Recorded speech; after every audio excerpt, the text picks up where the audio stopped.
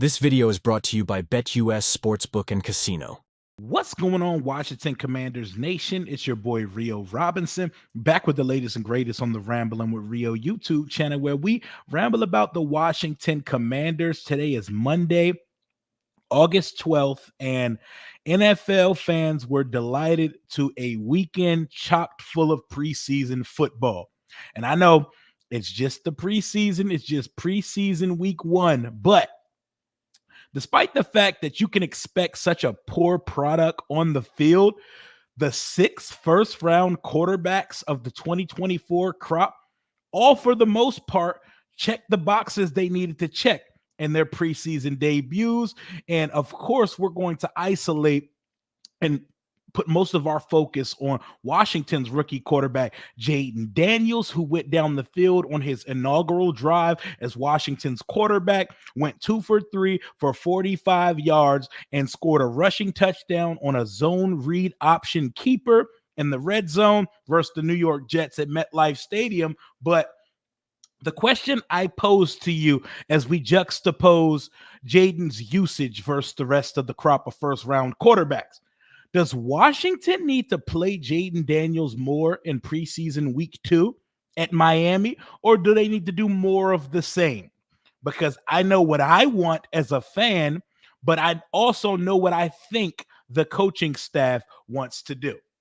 So to just hop around the league a little bit, the only rookie first-round quarterback that really wasn't able to get much done was Drake May. Drake May threw a couple screen passes, and his only opportunity to throw the ball down the field, he threw it a tad behind the receiver, still touched his hands, but the receiver was not able to corral it. That was the drive extender. That was his one opportunity to keep the drive moving for New England. So fans have not been delighted with a real sample size of Drake May usage yet. And just to compare him to Jayden, they threw the same amount of passes. So Jayden's fate could have fared similarly to Drake's if he didn't complete a 42-yard beauty of a deep ball over a outstretched arm of Dyami Brown on the 3rd and 6. And that's a play that's interesting because it started an unnecessary banter, an unnecessary conversation between media and fans, because Dan Quinn went to the podium after the game and compared Jayden's decision to check out of that play from a screen pass was similar to Top Gun, where he was not necessarily given permission to do so. And it raised a lot of unnecessary conversation on Elon Musk app.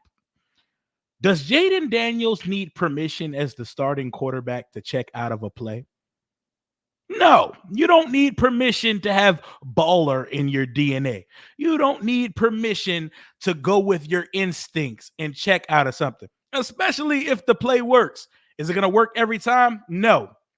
But I don't think this was a big deal. I think Dan Quinn was just being honest at the podium, but I would like that information to stay in-house. I would like that to be between Jayden Daniels, Dan Quinn in the locker room, and Cliff Kingsbury and company. But this is a big nothing burger. There's nothing to see here. There's no big deal to be made out of this.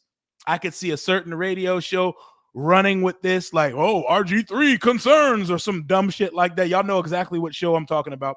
Don't need to say the name. Y'all know. First thing in the morning, 106.7. Y'all know the vibrations. But Jayden, in small opportunities, made shit shake. He made the throw. Drake didn't make the throw, and that's why Drake May did not really put anything on tape for us to evaluate in week 1. Jayden made it happen. He threw 3 passes. He sailed Austin Eckler on a screen pass for his first throw. That was his NFL moment. Preseason jitters. The pressure's in my lap for the first time. Let me get this shit out of my hands moment. Sailed it right over Austin Eckler's short-ass head. And I could already see the Sharks circling. Oh, my God. Here we go. I wasn't tripping. It's preseason, man. He sailed it. And then his next throw, absolute beauty to Dyami Brown. I feel like you need to really see the all 22 angles of this throw to really appreciate how beautiful the ball placement is. The coverage is picture perfect. The antithesis of Emmanuel Ford. He was right on Diami's ass. Jayden put that ball where the only possible hands that could get on it were Diami Brown's. Where's that clip of Adrian Peterson talking about Patrick Mahomes? I seen him throw that ball. I was like, oh my God. When he threw that ball, that shit was beautiful. It was gorgeous. And that set up his next pass a couple plays later.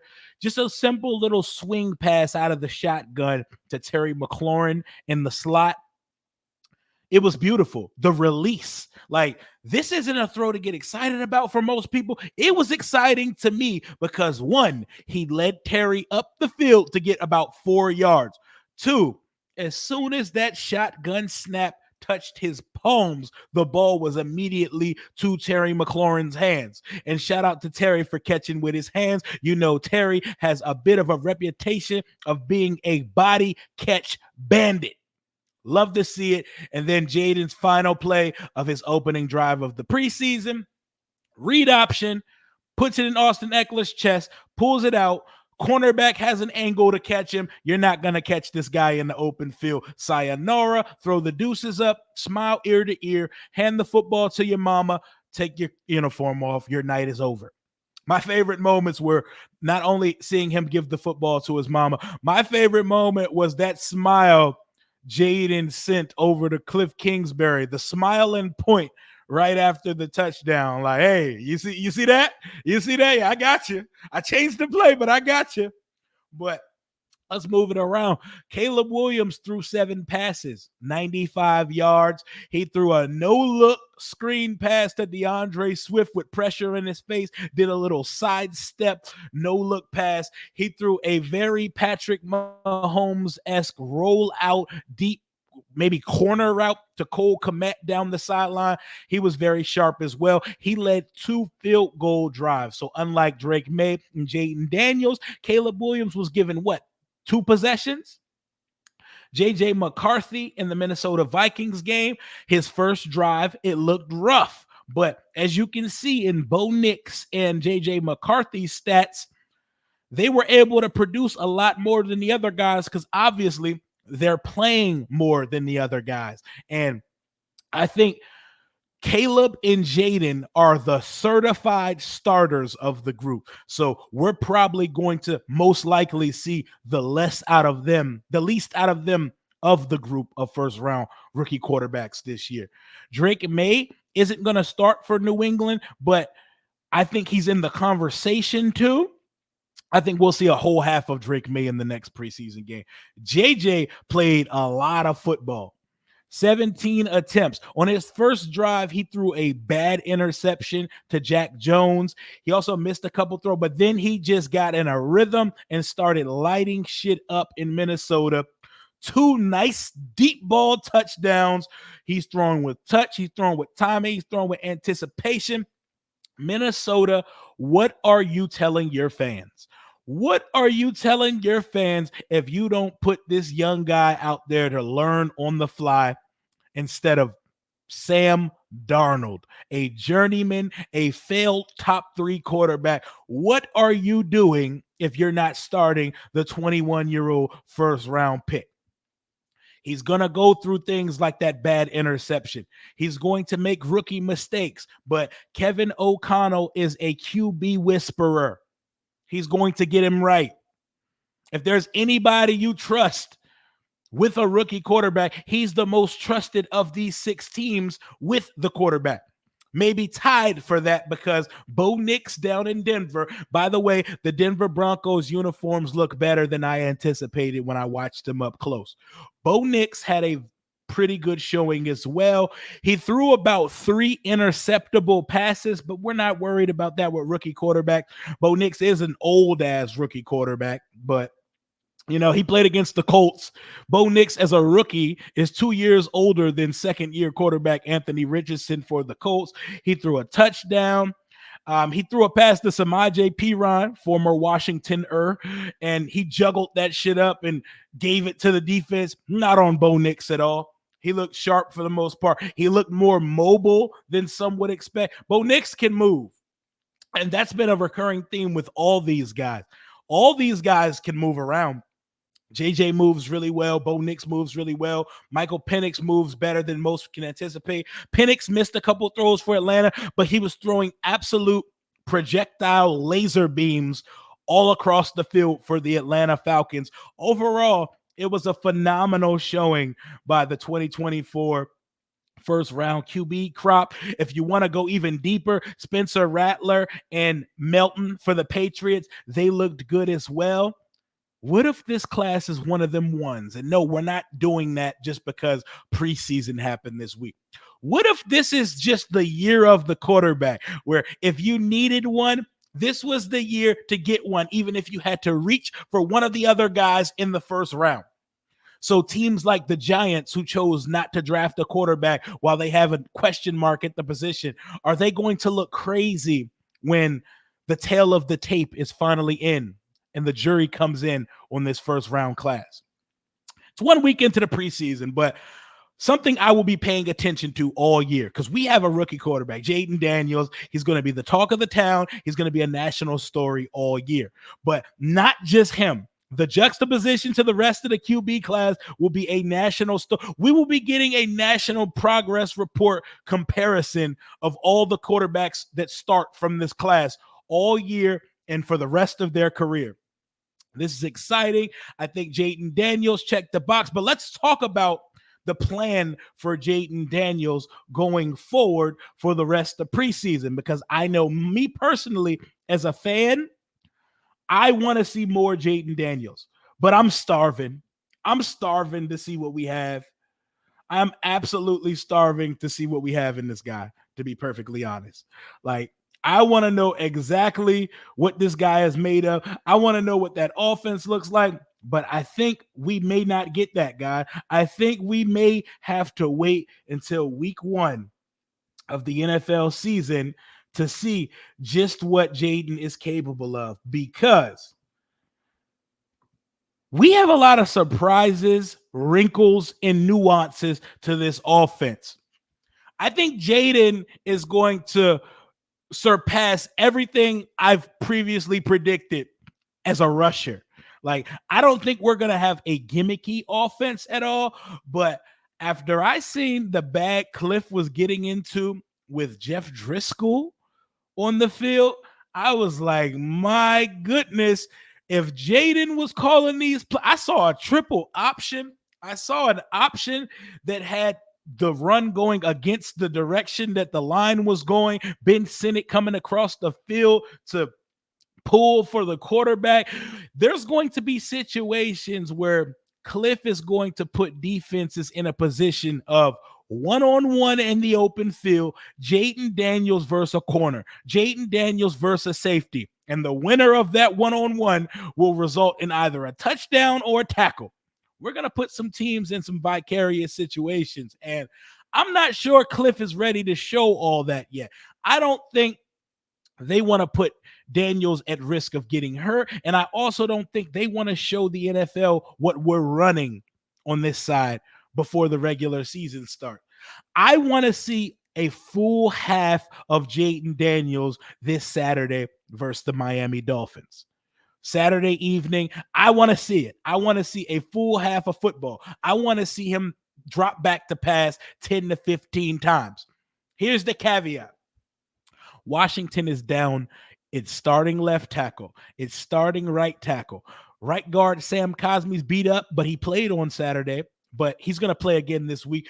Are we ready to put Jayden Daniels in 10 drop back situations with backup offensive tackles versus a good Miami Dolphins defense? Are we really, like, I think the real reason we heard Dan Quinn speak on the permission to check out of a play situation was that they didn't want him in a position to open his body up for a blow, and they don't want him in a long developing passing concept in an unnecessary game. So their heart may be fluttered a bit when they see Jayden check out of a screen to all goes on third down. It just happened to work out. He got it out of his hands quick. He beat the pressure, and he went untouched, unscathed down the field. Touchdown, get out the game. It could not be drawn out any more perfect for your rookie quarterback's first drive as a quarterback in the NFL. I want to see a half of football this Saturday. What I think is going to happen is more of the same of what we saw versus the Jets. I think Jayden, instead of one drive, he's going to get either the entire first quarter, whatever that consists of, or 2 possessions in versus the Dolphins. I don't think we're going to see a whole half of Jayden this preseason. And this used to be what would be considered the dress rehearsal game. Back when there was 4 preseason games, the third game was the dress rehearsal game where guys played a half up to 3 quarters to get fine-tuned for the regular season.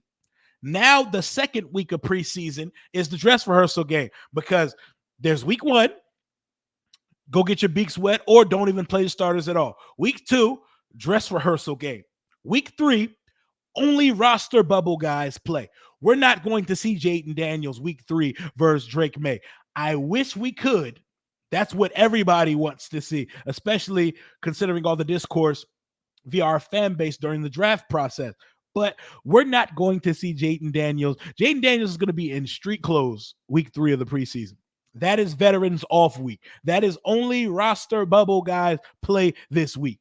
So this is the last we're going to see of Jayden Daniels until week 1, September 8th at Tampa Bay, 4:25 p.m. Eastern Standard. So I'm crossing my fingers we get a half out of Jayden, but my current prediction is that we only get 1 quarter or 2 possessions of Jayden Daniels this Saturday versus the Miami Dolphins. Let me know in the comments what you guys think.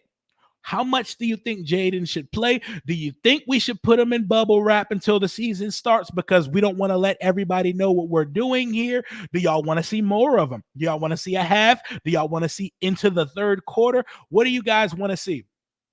I would like to at least see 7 to 10 passing attempts on Saturday versus the Miami Dolphins. I don't know if we're going to get there, but I would like to see him throw 7 to 10 passes. I don't need to see him behind center taking full dropbacks. We don't have to see that, but I would like to see him throw the ball a few more times. I just want to see the ball come out of his hand because, training camp is closed to the fans. That shit is over with. So when they pull him from this game on Saturday versus the Dolphins, that is the last of JD5 we're going to see until week 1 of the regular season. But the rookie quarterbacks, they showed out. They did what they needed to do. They put some fun on tape. They put some mistakes on tape. The rookie quarterback experience is one to watch, and we have a fun storyline to hold on to for the entire 2024 season. Us and 5 other teams. Jayden Daniels scores a touchdown in his inaugural drive as a Washington Commanders quarterback. Will that continue this week versus Miami? We have joint practice on the way against the Miami Dolphins coming up, I believe, Thursday as well. So another good team, another litmus test to see how Washington stacks up versus a contending football team. You know how Miami looks when the sun's out. Miami is the greatest show on a football field until the windshield creeps out. So how good Tua, Waddle, Tyreek, and company are going to look when Washington comes down to practice with them. We need the smoke. We need the bump. And I'm here for it. Can't wait to see how Jayden fares this week versus the Miami Dolphins. There will be content aplenty on the channel. I will have TD Finn's talk on to talk Miami versus Washington and what they saw at joint practice the day before. We will talk about Forbes. We will talk about the cornerback situation. We will talk about a little bit of everything. Just like last week, we are on full go content-wise on the channel. Until next time, hail to the Washington Commanders. And if you're going to bet this season. Bet with our sponsor, BetUS Sportsbook and Casino, home of the industry's fastest payouts and a 125% match bonus for your first 3 deposits for up to $2,000. BetUS Sportsbook and Casino, where it all begins. Until next time, Commander Rio, out. Michael Vick here at BetUS.com. Get it all. Huge bonuses, great odds, a race book, live in-game betting, and a casino. BetUS, my online sports book and casino.